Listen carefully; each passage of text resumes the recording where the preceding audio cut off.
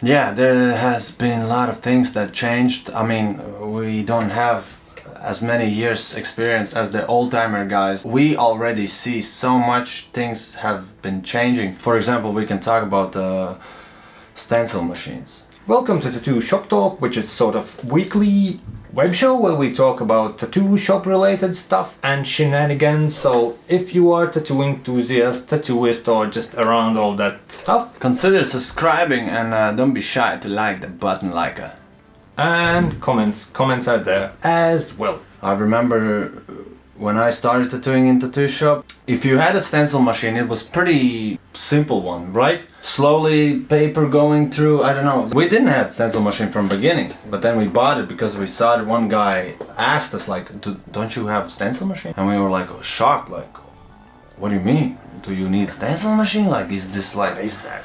Yeah. For me, it was like I started to get into all that tattoo stuff. I went to shop for the first tattoo, then I found a home guy. He was doing all the stencils by hand and all that, and it just seemed this is what it is.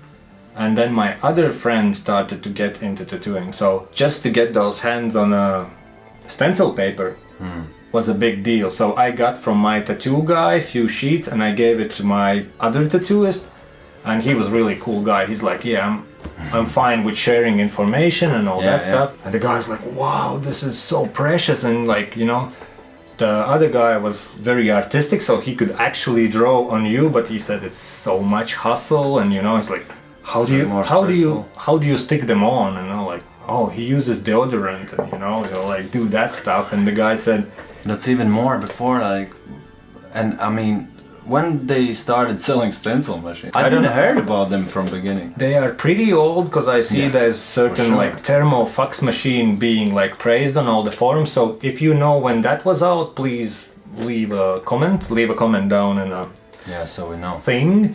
But yeah, the guy was like just shocked for having a stencil paper. I know that before that there was that. Basically, it's like a plastic sheet that you engrave sort of thing, and put some sort of powder and whatnot. I don't want to explain how do you use this one, but this is the beginning of. That's history before us. But yeah, like dudes were shocked about stencil paper itself. And then later on, like when I started to work in a shop, I saw the machine with the lamps, and I was like, is that a thing? And he's like, yeah, for like a walk-in, for like a little text thing you print out, nobody uses anything else.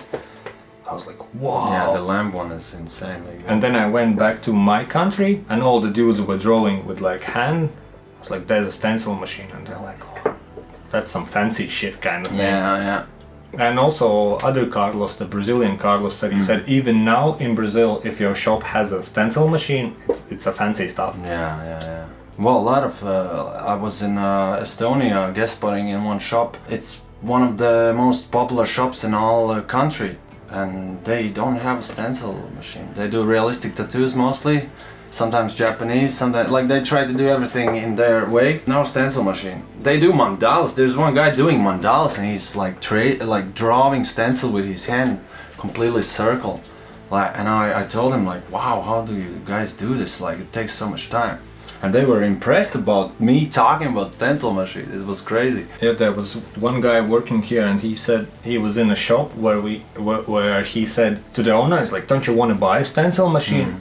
And the owner was like, I don't want my tattooists to be lazy. He's like, how about efficiency, you know, because you can save so much time. Now when you have it, living without it seems like, oh, this is like when you have those hand draw stencil situations, you're like, oh my god.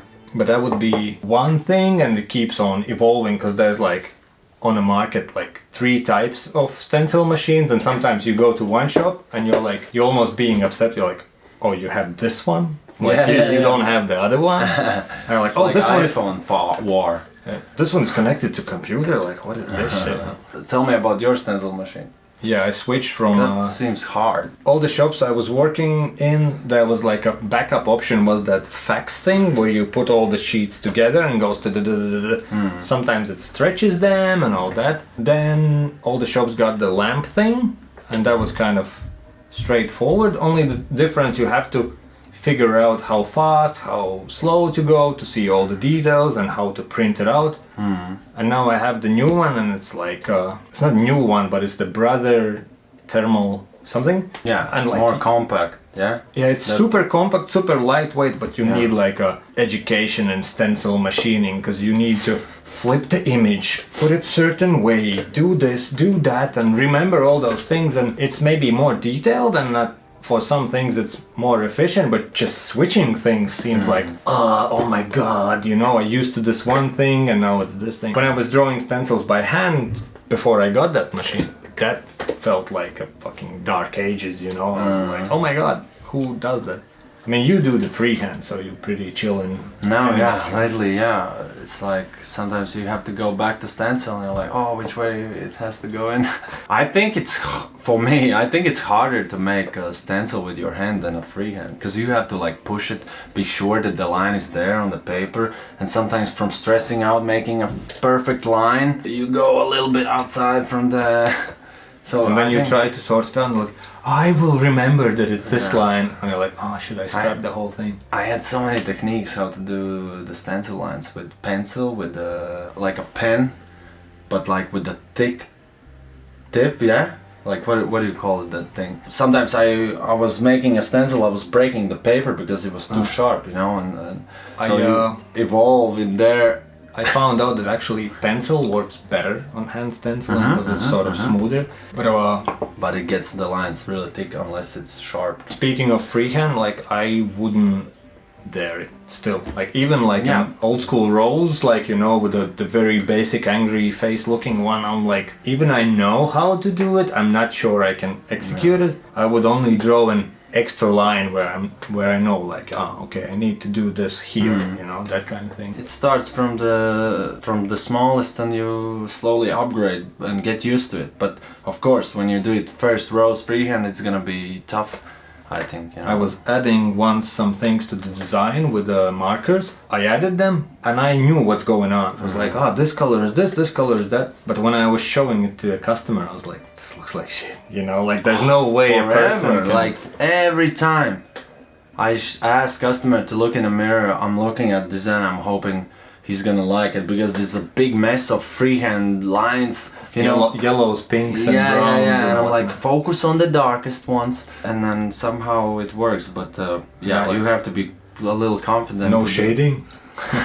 Stencils, one thing, and they keep on evolving. There's also one thing that you and I, we haven't seen it, but I've seen some videos, which is like a printer, and you put special ink in a special printer. It's like a printer, but it has this tank where you put the stencil ink, instead of regular ink you put a stencil ink, and you print it out on a sheet of paper, and that's your stencil, and that's pretty much what's on a paper that goes on the skin. Doesn't matter how big or long, or what? No, it should fit a A4 or something. I think it's more like realistic kind of stuff, and I can't imagine that I would need it. Plus I think if you run out of something in there, you're so fucked. Like, you know, you can... I mean, it's just easier to have pretty much all the stencil machines we have already works pretty good. You just have to, first of all, get used to from beginning, and that's it. On those stencil machines you have stencil paper. On that one you have regular paper. So if you get into that routine when you don't even have a stencil paper in a shop, and shit goes down, you're fucked, you don't even have... How can you apply random paper, like a thick paper that doesn't bend around the arm? It seems harder. There's videos about it, but yeah, like I haven't seen it, I haven't used it, I've looked into it, it's out there, so things still keep evolving. It's probably the same idea as when you had these bubble gums and you had these stencils you have to apply. They were also pretty thick. So that's our take on stencils. So there's people been going from sort of a freehand to stencils to stencil machines, and then back to freehand because they are comfortable with it. What's your experiences with stenciling and applying design to the skin? What's been the hard times? And is there more than 4 stencil machines in this world, or is all we know? Or the stencil stuff, you know, because there was deodorant, Dettol, the smelly stuff, and then the stencil stuff, and now it's all the green stuff and brown stuff and vegan stuff Yeah. and all that. So Venom of snakes. exactly. Venom. So what's your experiences? What have you been through? And what you find it as the best? So, you know, share with the community, please. And see you in a future episodes. Like, subscribe, this video, that video, subscribe.